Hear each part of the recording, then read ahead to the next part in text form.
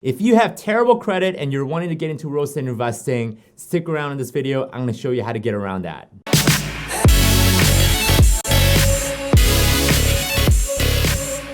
Hey, what's up everybody? This is Sam Kwak, one of the Kwak brothers, real estate investor. And in this video, I'm gonna show you guys how to get around having terrible credit by building business credit for real estate investing. Now, before we do, be sure to hit the subscribe button as well as hit the bell icon so that you get notified in our future video releases. Now, if you have terrible personal credit and you're wanting to get into real estate investing, there is a way around it other than just owner financing.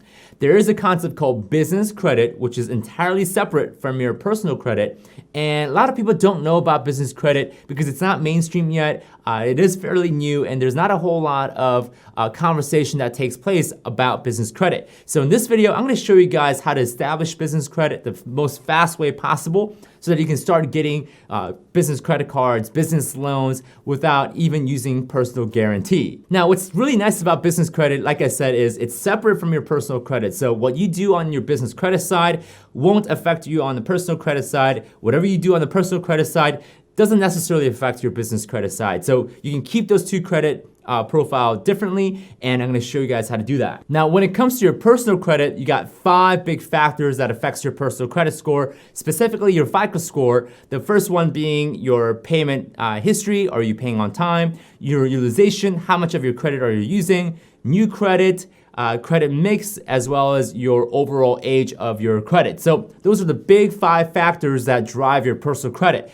Now, when it comes to business credit, the main big factor is, are you paying on time? Okay, so a lot of people think, well, I don't want to max out my business credit card. It's going to hurt my business card. Well, not necessarily. What will hurt your business credit is not paying on time and late on your payments. So what's different with your business credit is you don't have necessarily those big 5.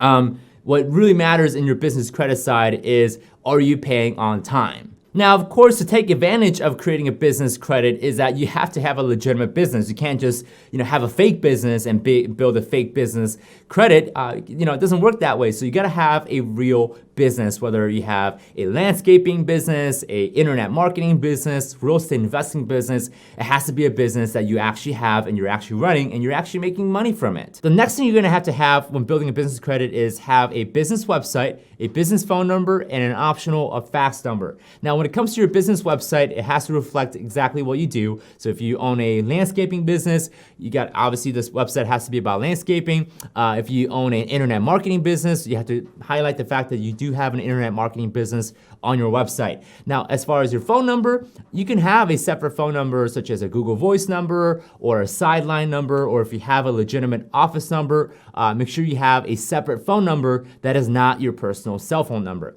Now, this is optional and it does help is having a fax number. And this is optional, but it does help and it gives you an extra credibility point knowing that you actually have a legitimate fax number for your business. Now, a quick note on the phone number is that you do have to register the phone number with 411. So once you establish your business phone line that is separate from your personal phone line, be sure you go to 411 and register your phone number and your company name so that it'll be on the public directory. So you got your phone number, your website, and your fax number established. The next step to do is get a DUNS number, a Dun and Bradstreet number. Dun and Bradstreet is a company, it's an organization that reports your business credit to the other creditors. It's very similar to Equifax, Experian, and TransUnion, except Dun and Bradstreet specifically focuses on business. So you do need to get a DUNS number, which is kind of like a social security number that's unique to your business. And getting this number is absolutely free, although you could be misled to pay for an expedited service or other third-party services that you need to pay for. You do not need to pay for it. DUNS numbers are free. You can get it for free. It takes about 2 to 3 weeks to establish and get a number delivered to you by email. So make sure you get the number. Do not skip this step. It's very important that you have a DUNS number before you move to the next step. So once you have your DUNS number, your EIN, your website, phone number, all established and ready to go, the next thing you're gonna wanna do is start establishing Net 30 accounts. Now, Net 30 is simply a concept where you purchase something and you pay back for that purchase within 30 days. So let's say you went and bought a bunch of paper from a company, and if they give you a Net 30 account, you have 30 days to pay for those papers Otherwise, you'll be late, and of course, you're gonna go and attempt to collect from you. So what you're gonna wanna do is start establishing these accounts, and you want at least 3 to 5 of these accounts being reported on your Dun and Bradstreet credit report.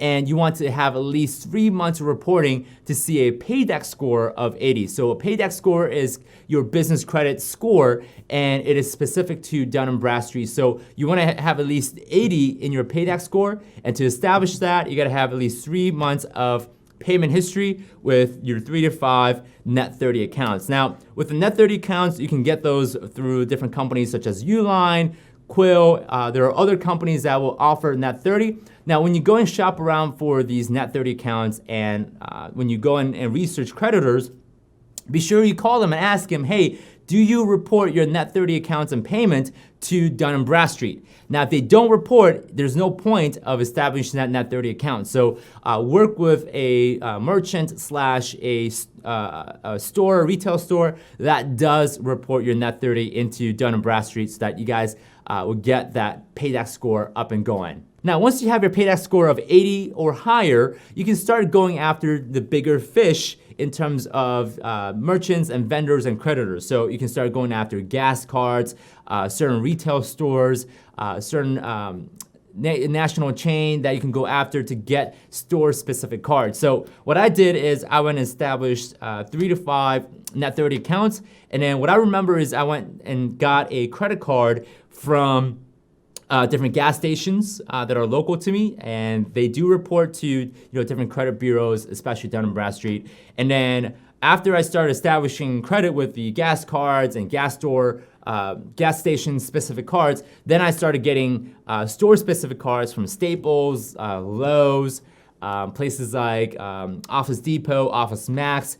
And once I have those established, again, there's a pattern to this.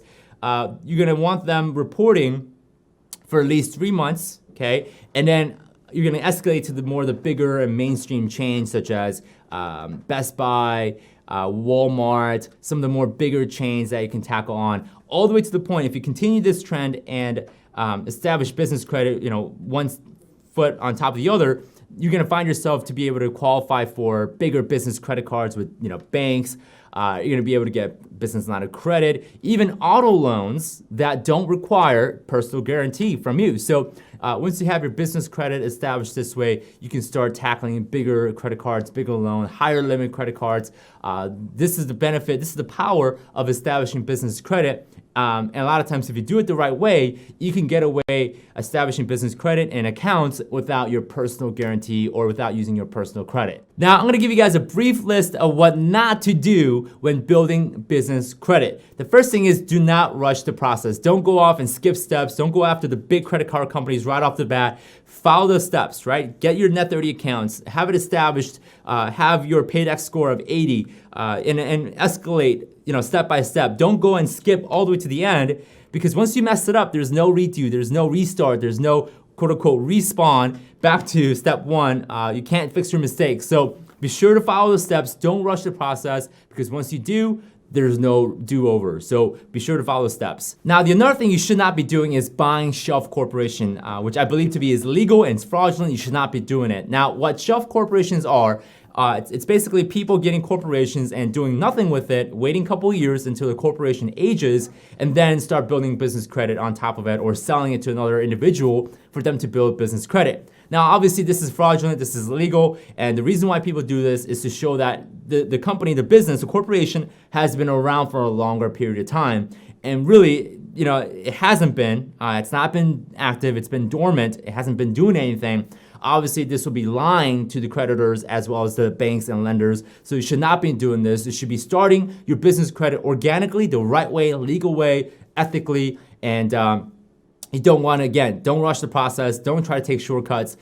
This is not the best way to do it. So don't go off and buy shelf corporation. I think it's terrible, and I think it's straight up illegal. So you should not be doing it. Now, along the process, if you sense anything that's shady, or if you get any other advice that tells you, hey, you should be doing this, and in your gut feeling, it feels weird, it's not ethical, it's not it doesn't sound legal, then chances are it's not. Now, of course, you do want to do your research and you want to make sure you understand the law and the process, but if it sounds shady to you and if you're feeling like you're taking a shortcut the wrong way or an unethical way, then don't do it. Take the pause that you need and research what's going on before you make the decision to move forward or to not move forward. So don't rush the process. Don't buy shelf corporations. If it sounds shady, chances are it is. So to give you a recap and a summary of how to build your business credit, the first step is get your EIN, your employer identification number. Next, establish your separate business phone line, your website, as well as an optional fax number.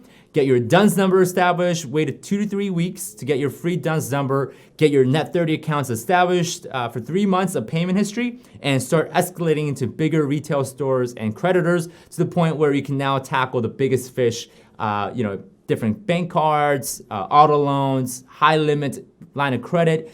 Those things are definitely possible through building business credit. So if you found this video to be valuable, be sure to hit the subscribe button as well as hit the bell icon to get notified in our future videos. And the next video that you guys must watch is how to buy your first rental property without using your own money or credit. That video is right here. Click on that video, watch that video, and I'll see you guys in the next video.